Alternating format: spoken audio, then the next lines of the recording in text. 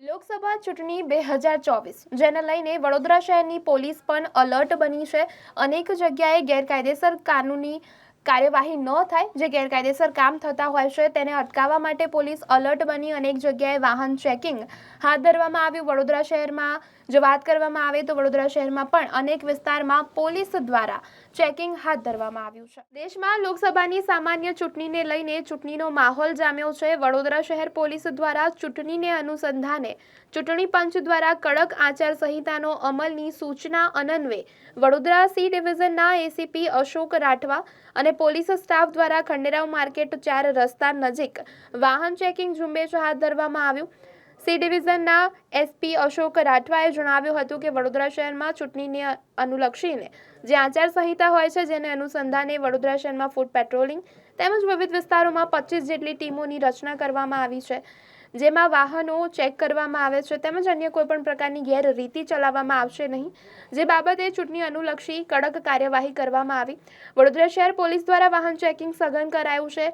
બીજા રાજ્ય કે જિલ્લામાંથી ગુનેગારોને પ્રવેશ કે ગેરકાયદેસર કોઈ હેરાફેરી અટકાવવા પોલીસ દરેક વાહનનું ચેકિંગ કરી રહી છે। આવી કોઈપણ હેરાફેરી પકડાશે તો કાયદેસરની કાર્યવાહી પણ કરવામાં આવશે। વડોદરા શહેરમાં કુલ 25 ચેકપોસ્ટ તૈયાર કરવામાં આવી છે, જે તમામ ચેકપોસ્ટ પર પોલીસ ટીમ તૈનાત કરવામાં આવી છે। સઘન ચેકિંગ થકી અસામાજિક અને ગેરકાયદેસર પ્રવૃત્તિઓ રોકી ચૂંટણી શાંતિમય માહોલમાં પૂર્ણ થાય તેવા પ્રયાસો હાથ ધરવામાં આવ્યા છે। લોકસભા 2024ના ઇલેક્શન ડિક્લેર થયેલા હોય અને જે ઇલેક્શન છે એ કોઈપણ જાતના ધાકધમકી કે કોઈપણ જાતની લાલચ વગર અને જે ઇલેક્શન છે એકદમ ફેર રીતે યોજાઈ શકે એને કારણે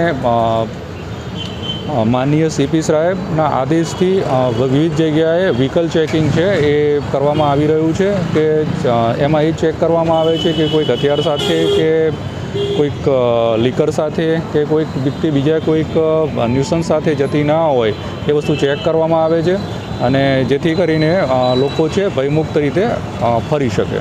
સર, ચેકિંગમાં કેટલી ટીમ જોડાઈ છે? વડોદરા શહેરમાં અલગ અલગ જગ્યાએ લગભગ 25 જેટલા જે પોઈન્ટ્સ બનાવવામાં આવ્યા છે એ પોઈન્ટ્સ પર આ પ્રમાણે વ્હીકલ ચેકિંગ ચાલી રહ્યું છે।